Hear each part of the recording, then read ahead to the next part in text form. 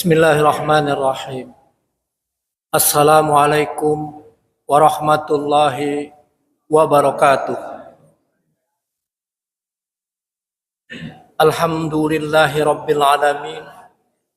Wassalatu wassalamu ala ashrafil anbiya'i wal mursalin.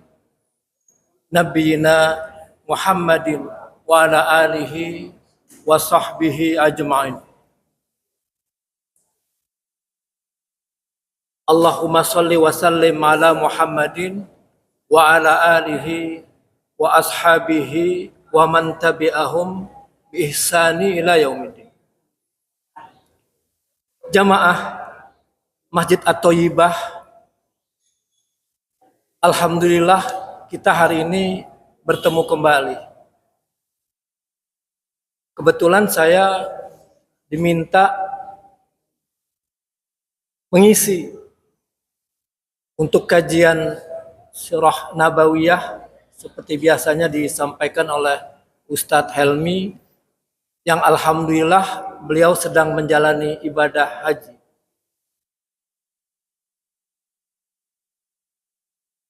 Nabi Muhammad sallallahu alaihi wasallam bersabda, "Ihris ala ma yanfa'uka wasta'in billah wala ta'juz." Hendaklah engkau bersemangat untuk melakukan apa yang memberi manfaat kepadamu. Jadi ma yanfa'uk artinya apa-apa yang menjadikan itu bermanfaat buat engkau. Wasta'in billah. Kemudian engkau meminta pertolongan kepada Allah. Wala ta'jiz. Jamaah yang dimuliakan Allah, Nabi Muhammad sallallahu alaihi wasallam bersabda demikian karena ingin umatnya itu bersemangat baik dalam ibadah yang terkait dengan akhirat juga yang terkait dengan kegiatan dunia. Jadi amalan yang bermanfaat bagi kita baik di dunia juga di akhirat. Kemudian setelah kita bersemangat melakukannya, jangan lupa wasta'in billah. Minta pertolongan kepada Allah. Dalam Al-Qur'anul Karim surat Al-Fatihah, Allah berfirman, "Iyyaka na'budu wa iyyaka nasta'in." Kepadamu ya aku beribadah, kami beribadah, dan kepada engkau kami meminta pertolongan. Jadi jangan lupa manusia itu lemah. Apabila kita melihat dan memperhatikan bacaan bismillah, kata-kata bismillah dengan nama Allah, B-nya itu ya huruf ba menunjukkan isti'anah, memohon pertolongan. Jadi kalau kita mengamalkan zikir yang namanya basmalah, bismillahirrahmanirrahim, dalam setiap kegiatan atau amal kita, maka itu luar biasa. Sedangkan kata-kata Allah itu lafzul jalalah. Lafzul jalalah itu ada nama Allah yang maha agung, maha mulia. Apabila kita minta pertolongan atas nama Allah, berarti kita meminta pertolongan atas Asmaul Husna seluruhnya. Yang utama adalah Allah. Al-Hayyu, Al-Qayyum, Ar-Rahman, Ar-Rahim, As-Salam, Al-Mu'min, dan seterusnya. Berarti kita bismillahirrahmanirrahim, kita minta pertolongan kepada Allah, juga kepada semua nama yang baik. Jamaah yang dimuliakan Allah, hari ini kita akan membahas tentang materi Sirah Nabawiyah seperti core-nya Ustadz Helmi. Tapi karena sekarang ini kita berada pada musim haji ya. Jamaah seluruh dunia berangkat haji, seakan kaitan tentang ibadah hajinya Rasulullah dan para sahabat. Jadi bagaimana dulu Rasulullah dan para sahabat berhaji? Lalu bagaimana nilai perjuangan mereka dalam perjalanan haji? Bukan hanya sekedar berangkat, tapi bagaimana nilai perjuangannya. Juga yang ketiga nanti ada filosofi dan makna dari rukun-rukun serta manasik haji. Karena materinya panjang, apabila tidak selesai dalam hari ini, saya akan upayakan nomor 1 dan 2. Yang pertama adalah Sirah Nabawiyah tentang ibadah haji Rasulullah dan para sahabat. Juga saya lanjutkan dengan nilai perjuangannya dalam menjalankan haji. Kemudian filosofi dan makna rukun-rukunnya, kalau tidak cukup akan saya sampaikan pada kesempatan berikutnya.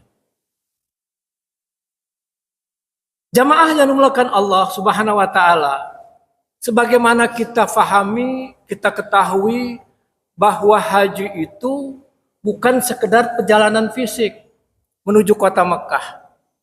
Bukan hanya itu. Haji adalah sebuah perjalanan ruhani menuju Allah. Bukan hanya fisiknya kita berangkat, tapi perjalanan ruhaninya yang harus kita perhatikan.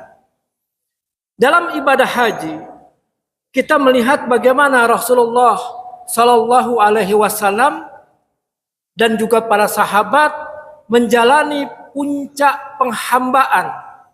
Disebut puncak penghambaan kepada Allah dengan rasa cinta, enggak bergeser. Karena cintanya kepada Allah, mereka berangkat. Zaman dulu berjalan kaki, naik onta yang kurus. Al-Quran disebut. Artinya apa? Perjuangannya luar biasa. Pengorbanannya, berapa uang yang habis?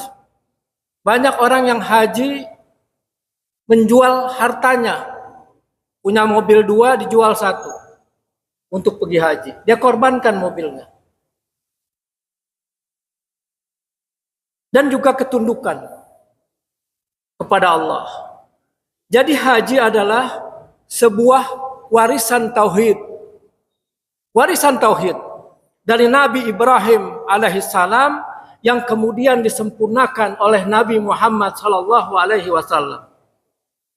Jamaah yang dimuliakan Allah, Allah Subhanahu wa taala berfirman dalam Al-Qur'an yang mulia surat Al-Hajj ayat 27, A'udzubillahi minasyaitonirrajim.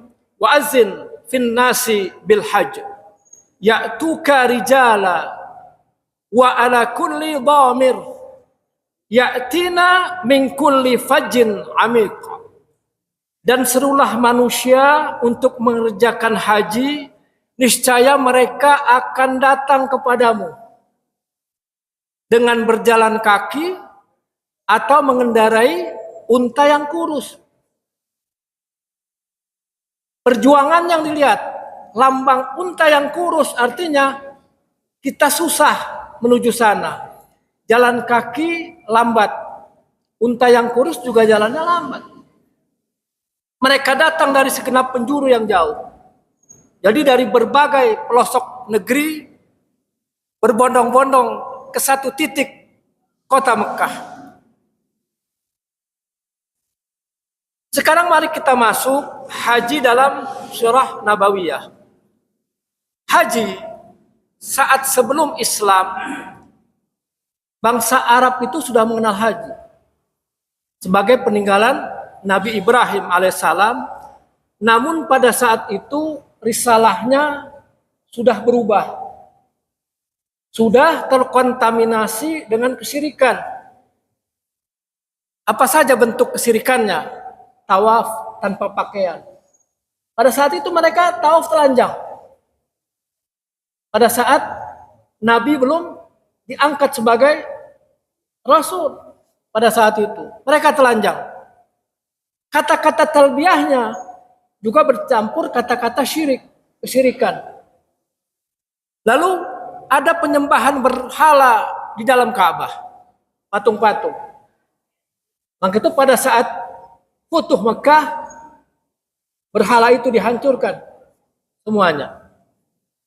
Lalu Allah Subhanahu wa taala mengutus Nabi Muhammad sallallahu alaihi wasallam untuk mengembalikan haji kepada kemurnian tauhid. Jadi di situ letaknya. Rasulullah sallallahu alaihi wasallam menunaikan haji hanya sekali. Dilakukan setelah hijrah. Menurut pendapat mayoritas ulama, haji yang pertama kali disyariatkan adalah pada tahun ke-9. Ke-9 Hijriah. Setelah kota Makkah ditaklukkan atau disebut dengan Futuh Makkah pada tahun ke-8. Tahun ke-9-nya disyariatkanlah haji oleh Allah. Apa dalilnya? Kita bisa lihat di Al-Qur'anul Karim surat Ali Imran ayat 97. Walillahi 'alan nasi hijjul baiti man istata'a ilaihi sabila. Dan kewajiban manusia terhadap Allah adalah melaksanakan haji ke Baitullah, yaitu bagi orang-orang yang mampu mengadakan perjalanan ke sana. Jadi dikatakan disyariatkan sebagai kewajiban bagi umat Islam ini, tapi bagi yang mampu. Memang biayanya besar, lalu memerlukan fisik yang kuat. Namun, ada juga sebagian ulama yang mengatakan bahwa haji sudah disyariatkan di tahun ke-6. Ada juga yang mengatakan di tahun ke-8. Tapi jumhur ulama yang paling tepat, paling banyak adalah haji itu mulai disyariatkan pada tahun ke-9 Hijriah. Jamaah yang dimuliakan Allah, walaupun haji itu disyariatkan pada tahun ke-9, tapi tahun berapa Nabi berhaji? Nabi tidak haji langsung pada tahun ke-9. Nabi mulai haji, melakukan haji pada tahun ke-10. Karena pada tahun 9 itu masih ada kaum musyrikin yang berhaji mengikuti tradisi jahiliyah. Nabi nggak mau. Jadi beliau tidak berangkat haji. Mereka itu kaum musyrik masih melakukan haji dengan telanjang. Masih ada patung-patung dalam Ka'bah dan bacaan talbiyahnya berbeda. Jadi Rasulullah ingin bersih dulu. Lalu Rasulullah mengutus Abu Bakar untuk memimpin haji pada tahun ke-9.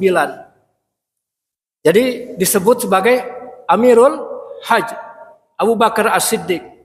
Kemudian Nabi SAW juga mengutus Ali bin Abi Thalib untuk membacakan awal dari surat At-Taubah kepada manusia.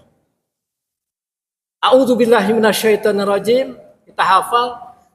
Satu-satunya surah yang tidak dimulai dengan basmalah adalah At-Taubah. Kita lihat isinya. Bara'atum minallah wa rasulihi ilal ladzina ahadtum minal musyrikin. Inilah pernyataan pemutusan hubungan dari Allah dan Rasulnya di satu pihak kepada orang musyrik yang kamu telah mengadakan perjanjian. Jadi di situ dengan turunnya ayat itu perjanjian itu batal. Dilakukan pemutusan hubungan. Karena ayat itu ayat keras dan basmalah itu adalah sesuatu yang mulia, yang lembut dengan nama Allah yang Maha Pengasih, Maha Penyayang, maka kalimat basmalah tidak diletakkan pada awal surat At-Taubah. Karena keras. Bara'atu minallah.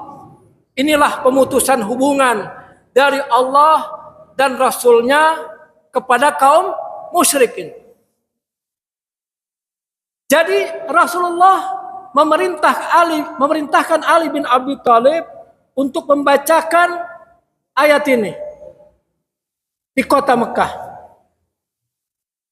Kita bisa lihat di surat At-Taubah ayat 1. Lalu melakukan publish pengumuman Allah yahujja ba'dal ami musyrik wa la yatufa bil baiti uryan. Mulai tahun ini orang musyrik tidak boleh berhaji. Pengumumannya berdasarkan ayat tersebut dikatakan mulai tahun ini orang musyrik tahun ke-9 tidak boleh berhaji dan tidak boleh lagi bertawaf telanjang di Ka'bah.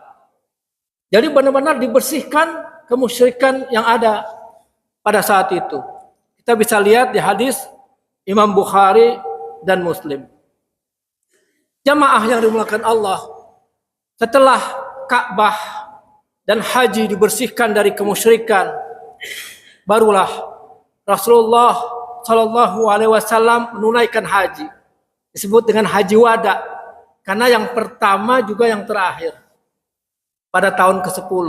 Jadi pada musim haji berikutnya, yang merupakan perjalanan agung yang dilakukan oleh Rasulullah bersama para sahabat sebanyak 100.000 orang pada saat itu, kurang lebih. Pada tahun 10 Hijriah, Rasulullah Shallallahu Alaihi Wasallam mengumumkan bahwa beliau akan menunaikan haji. Kabar itu kemudian menyebar, cepat sekali menyebar di kalangan para sahabat ke seluruh jazirah Arab tanpa SMS, tanpa WA. Dari mulut ke mulut sudah menyebar. Kaum muslimin sangat rindu bisa melakukan perjalanan berhaji bersama Rasulullah Shallallahu Alaihi Wasallam. Lama ini hanya umrah, tapi haji pada tahun ke-10. Inilah kesempatan belajar secara langsung manasik dari Rasulullah Shallallahu Alaihi Wasallam. Dicontohkan oleh Rasulullah bagaimana rukun-rukun haji. Maka manusia berdatangan dari berbagai penjuru kota Madinah dan juga jazirah Arab lainnya. Kemudian sahabat Nabi yang bernama Jabir bin Abdullah radhiyallahu anhu berkata, "Fakharajna ma'a Rasulillah sallallahu alaihi wasallam." Fakharajna, maka kami keluar, kata Jabir, bersama Rasulullah sallallahu alaihi wasallam hatta Ataina Zal Hulaifah. Ataina artinya kami sampai di Zal Hulaifah. Ini ada di hadis riwayat Muslim. Saya kasih catatan sedikit bahwa Zul Hulaifah sekarang disebut namanya Bir Ali. Ya. Zul Hulaifah adalah nama tempat atau lembah yang ditetapkan oleh Rasulullah sebagai mikot. Mikot makani. Namanya sekarang disebut sering Bir Ali, tempat memulai Nabi dan para sahabat berikhram. Mandi, Nabi menggunakan wangi-wangian, setelah itu baru menggunakan ihram, kain ihram. Jadi kalau kita lihat sana di tempat mikot itu selalu ada masjid ya. Ini namanya Masjid Asy-Syajarah, masjid tempat Nabi berteduh sebelum berikhram. Kalau kita pernah berangkat ke sana, ada beberapa tempat yang ditetapkan sebagai mikot. Ada Zul Hulaifah atau Bir Ali atau Masjid Asy-Syajarah, ada Yalamlam. Jadi kalau kita berangkat ke haji pada gelombang kedua terakhir, nanti pada saat pesawat berada di atas Yalamlam, petugas pesawat akan mengumumkan bahwa kita sudah berada di atas Yalamlam. Kita yang mau berikhram silahkan mengganti. Tapi karena pesawat itu penumpangnya banyak, Airbus 330 kan ratusan orang, kamar mandinya nggak cukup. Maka berikhramnya pada saat pesawat mendarat di Jeddah. Mandi, berikhram. Lalu ada juga disebut Karnun Manazil As-Sa'il Al-Kabir ya. Ada Zuhfah, ada Zatu Ilkin. Nah, kemudian ada tambahan mikot makani di sekitar kota Mekah yang terkenal Tan'im. Dulu saya nginep di apartemen di Tan'im. Dari Tan'im naik angkot 10 rial sampai Tan'im, mandi, berihram, kemudian naik lagi angkot dari Tan'im ke Masjidil Haram. Tapi baliknya 20 karena melewati Tan'im lagi kan. Dari apartemen sampai ke masjid ya, Masjid Aisyah itu dekat. Tapi dari Masjid Tan'im ke Masjidil Haram agak jauh. Lalu ada lagi tempat yang disebut dengan Ji'ranah. Lalu ada lagi Hudaybiyah. Jadi lokasi menuju Mekah dari daerah-daerah sekitar Mekah. Jadi penduduk Mekah itu punya tambahan mikot Tan'im, Ji'ranah, Hudaybiyah. Jumlah kaum muslimin saat itu yang ikut haji bersama Rasulullah kurang lebih 100.000 orang. Jadi kita bisa bayangkan padang pasir yang luas, panas, begitu menyengat, seperti sekarang udah mulai panas, tadinya hujan. Perjalanan begitu jauh, jalan kaki, pakai onta, pakai kuda, pakai bihol atau keledai, tanpa kendaraan modern. Tapi mereka sukarela, senang hati mendampingi Rasulullah. Rasulullah Shallallahu Alaihi Wasallam memakai ihram dengan penuh ketundukan. Jadi haji itu Rasulullah dimulai dengan berihram. Niatnya sudah dituluskan. Mandi niat-niat, betul-betul niat. Aku haji karena tunduk kepada Allah. Bukan karena sekedar safar. Bukan ingin dikatakan sebagai embel-embel haji, Pak Haji, bukan. Kita kalau berangkat ke sana, askar selalu bilang haji, haji, haji. Dia nggak peduli. Yang sampai sana pokoknya disebut haji. Mau umrah, mau haji, disebut haji. Jadi kemudian di Dzulhulaifah, Rasulullah SAW mandi, memakai wangian, lalu memakai ihram. Lalu kemudian beliau bertalbiyah. Labbaik, Allahumma labbaik, labbaik la syarika laka labbaik, innal hamda wal ni'mata laka wal mulk la syarika lak. Aku memenuhi panggilanmu ya Allah. Benar-benar datangnya untuk memenuhi panggilan Allah. Bukan karena ingin dilihat manusia. Aku memenuhi panggilanmu, tidak ada sekutu bagimu, enggak ada yang aku duakan selain engkau. Sesungguhnya segala puji, segala nikmat dan kerajaan itu milikmu. Tidak ada sekutu bagimu. Itu terjemahan dari talbiyah. Lalu Jabir bin Abdullah radhiyallahu anhu berkata, fa'ahal Rasulullah sallallahu alaihi wasallam bitawabu. Ya, bitauhid, dengan tauhid. Rasulullah sallallahu alaihi wasallam bertalbiyah dengan kalimat tauhid. Juga tawadu. Lalu pelajaran apa yang kita bisa dapat? Haji adalah perjalanan menjawab panggilan Allah. Allah panggil kita, Allah kasih kesempatan, kita datang. Talbiyah bukan sekedar ucapan lisan, tapi dimulai dari hati. Karena itu merupakan janji. Ya Allah, aku datang untuk taat kepadamu, bukan kepada yang lain. Labbaik. Itu jawaban dari seruan Allah. Lalu bagaimana tangisan dan kehusyuan para sahabat pada saat itu? Sepanjang perjalanan menuju Mekah, para sahabat bertalbiyah, tidak berhenti. Berzikir, semua zikir yang mereka hafal, mereka miliki, mereka baca. Dengan kerendahan hati, dengan berniat karena Allah. Dan juga banyak yang menangis. Mereka sadar, mungkin ini haji terakhir bersama Rasulullah Sallallahu Alaihi Wasallam. Lalu Ali bin Abi Thalib radhiyallahu anhu datang dari Yaman. Kebetulan beliau sedang bertugas di Yaman, pulang dari Yaman. Abu Bakar, Umar dan Utsman juga sahabat lainnya mengantarkan beliau berhaji. Mereka tidak sibuk dengan dunia, tidak. Yang mereka pikirkan hanya bagaimana mereka dengan setia mengikuti Rasulullah, mengambil sunnahnya, mendapatkan ridha Allah Sallallahu Alaihi Wasallam, mendapati ridha Allah Subhanahu Wa Taala. Kemudian Rasulullah Sallallahu Alaihi Wasallam masuk Makkah dengan tawadu, hati yang tunduk, bukan sekedar kepala yang tunduk.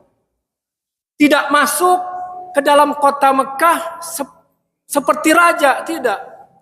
Harusnya boleh Nabi menundukkan kota Mekah, Futuh Mekah, kemudian masuk ke kota Mekah untuk melakukan haji, tapi tetap tawadu, hatinya tunduk, kepalanya tunduk, masuk dengan kerendahan hati, kepala menunduk, banyak berzikir.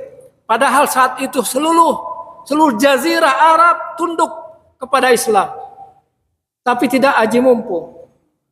Dalam riwayat disebutkan, anna Nabiyya sallallahu alaihi wasallam dakhala Makkah, sesungguhnya Nabi masuk kota Makkah, wa ra'suhu yakadu yamassu rahilatahu minat tawadu.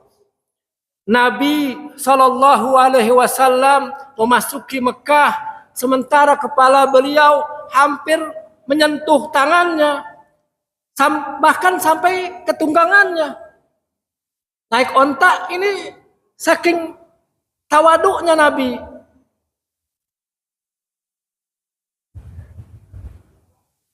Jadi pelajaran yang kita bisa ambil, semakin tinggi kedudukan seseorang di sisi Allah, maka semakin rendah hatinya. Sebelum Nabi menaklukkan Mekah, Nabi sudah tawadu. Setelah Nabi menaklukkan kota Mekah, tambah tawadu, bukan tambah sombong. Kita mungkin kalau tadinya bukan apa-apa, diangkat sebagai pejabat, jadi sombong. Tapi Nabi sebaliknya, katanya ilmu padi ya, semakin runduk semakin berisi. Nabi semakin populer, semakin tunduk. Kemudian Rasulullah Shallallahu Alaihi Wasallam menangis saat melihat Ka'bah. Ketika melihat Ka'bah, beliau bertakbir dan berdoa. Beliau lalu tawaf dengan penuh kekhusyuan.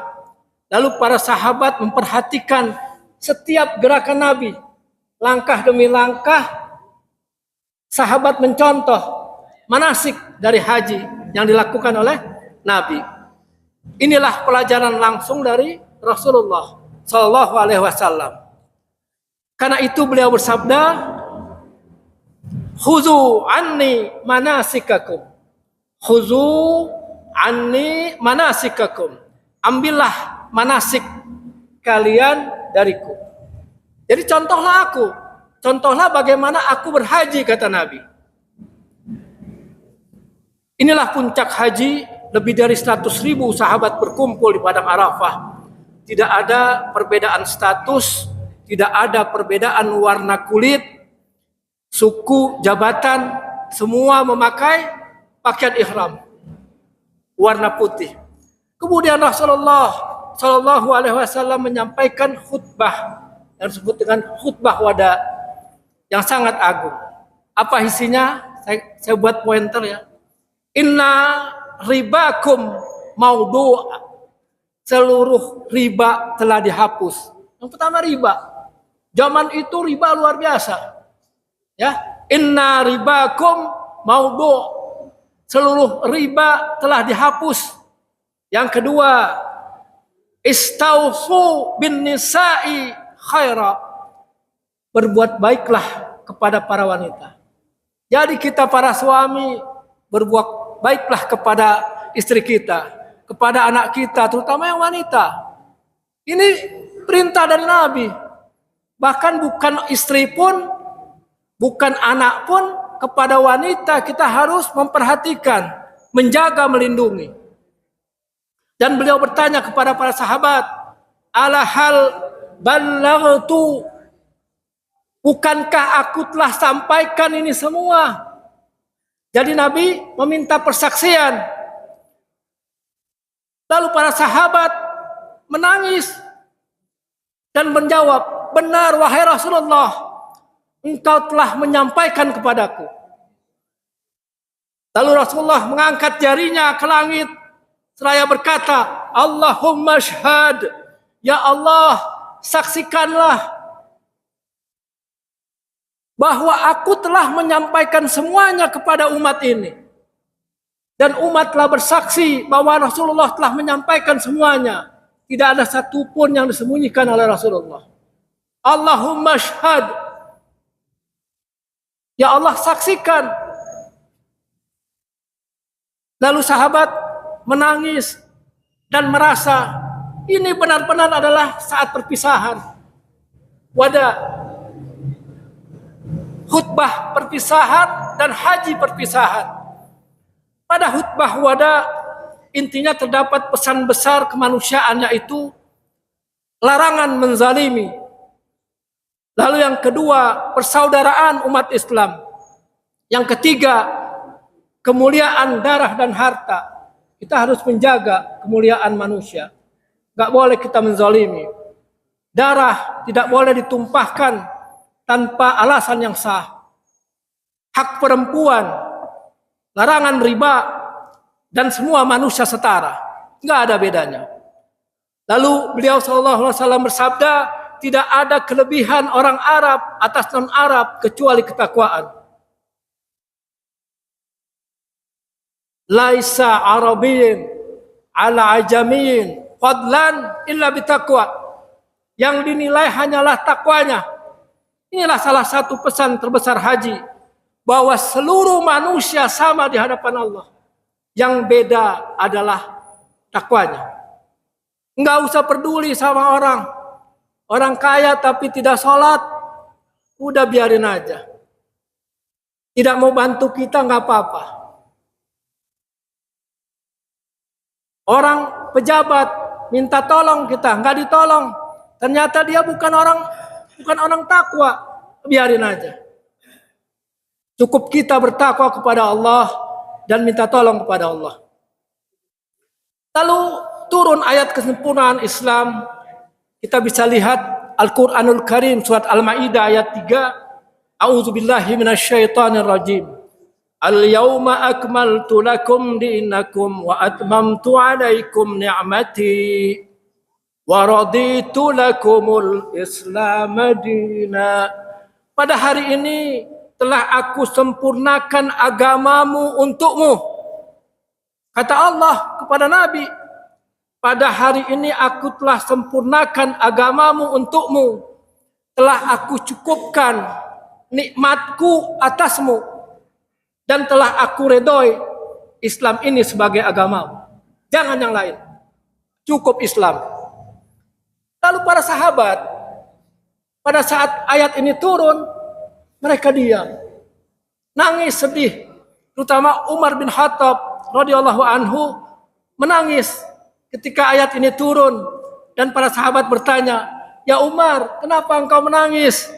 Umar berkata, "Sesungguhnya tidak datang kesempurnaan, setelah itu akan datang degradasi, pengurangan. Jadi kesempurnaan itu udah berada di atas topnya, udah sempurna. Setelah itu Nabi pasti wafat, habis itu Islam mulai turun, memudar. Sahabat udah menyadari, jadi kita nggak usah heran kalau zaman sekarang banyak keganjilan pada orang-orang yang menjalankan risalah agama Islam. Nggak usah heran. Zaman sahabat tadi udah berasa, pasti tidak sempurna lagi. Pada saat Nabi masih ada, sempurna. Ya, tidak ada kesempurnaan setelah ini, kata Umar, kecuali setelah ini akan datang degradasi, penurunan. Sedikit demi sedikit. Hingga akhir zaman seperti ini. Jadi beliau memahami wafatnya Rasulullah Sallallahu Alaihi Wasallam sudah dekat.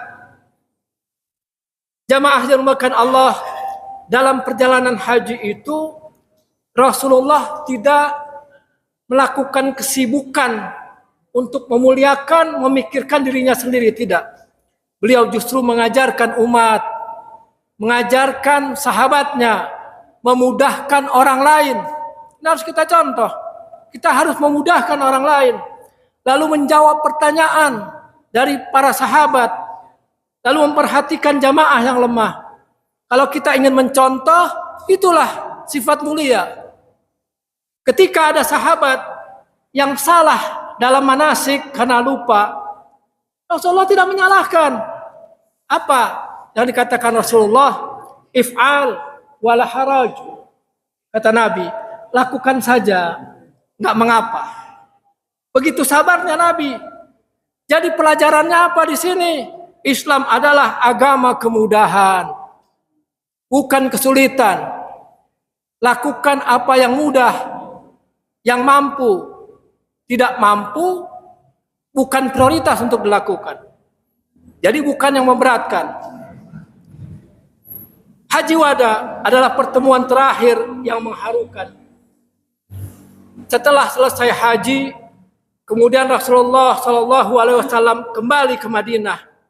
Tidak lama setelah itu beliau jatuh sakit dan wafat.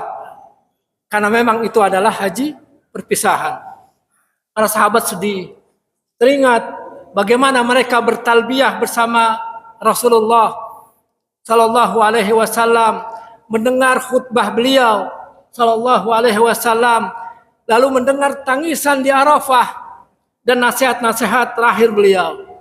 Jamaah yang dirahmati Allah, Haji Wada bukan hanya perjalanan fisik, tapi perjalanan tauhid, pelajaran cinta, pelajaran penghambaan kepada Allah, dan pelajaran tentang perpisahan. Rasulullah Shallallahu Alaihi Wasallam meninggalkan sunnah, meninggalkan manasik pada Haji Wada dan teladan. Namun pertanyaannya, sudahkah kita meneladani akhlak dan ketundukan Rasulullah? Jamaah rahmatkan Allah. Selanjutnya, bagaimana filosofi dan makna rukun serta manasik haji? Saya buat singkat aja. Ihram filosofinya adalah melepaskan dunia. Kita menanggalkan baju dunia, menggunakan baju 2 lembar bagi laki-laki berwarna putih tidak berjahit, kita taruh, kenakan di atas 1, di bawah 1. Tinggalkan pakaian dunia, ya, nggak perlu kita gunakan pakaian akhirat, ketakwaan. Jadi ihram itu lambang pakaian ketakwaan. Lalu mengingat kematian. Pada saat kita mati, kita menggunakan kain kafan berwarna putih. Banyak orang sekarang kain ihram yang digunakan haji disimpan, pada saat wafat digunakan kain ihram. Pesannya, suatu hari kita akan kembali kepada Allah tanpa membawa jabatan, tanpa membawa harta dan popularitas, yang dibawa hanya amal kebaikan. Yang kedua, kesetaraan manusia, pejabat, orang kaya, rakyat biasa semuanya sama. Haji telah menghancurkan kesombongan manusia apabila hajinya benar. Lalu yang ketiga, menahan diri. Saat ihram kita tidak boleh marah, tidak boleh berkata buruk, tidak boleh menyakiti manusia, pohon-pohonan, bahkan binatang. Jadi artinya menuju Allah harus dengan penyucian akhlak. Kita masih ada tawaf dan seterusnya. Namun sampai tawaf kita berhenti dulu. Tawaf itu adalah pusat kehidupan. Kita mengelilingi Ka'bah 7 kali. Jadi orang mukmin itu orientasinya, berputarnya harus di hadapan Allah. Sebagaimana planet mengelilingi matahari, demikian juga hati orang-orang beriman mengelilingi cinta kepada Allah, bukan kepada cinta dunia. Tawaf juga mengajarkan keteraturan. Sebelum 7 kali berhenti. Lupa, mulai dari 1 lagi. Benar-benar yakin harus 7. Kalau takut lupa, pakai counter alat hitung. Lalu mengajarkan kepatuhan kepada kita, harmoni umat Islam. Semua bergerak dalam arah yang sama. Pesan pentingnya adalah, janganlah engkau jadikan dunia ini pusat hidupmu, tapi jadikanlah Allah sebagai pusat hidupmu. Mungkin ini yang bisa saya sampaikan karena waktu yang terbatas. Nanti dalam kesempatan lain saya akan sambung rukun-rukun lainnya. Apa filosofi dari rukun-rukun tersebut? Mudah-mudahan bermanfaat. Apabila salah, itu kebodohan saya. Apabila benar, datangnya dari Allah. Billahi taufiq wal hidayah wal afu minkum. Wassalamualaikum warahmatullahi wabarakatuh.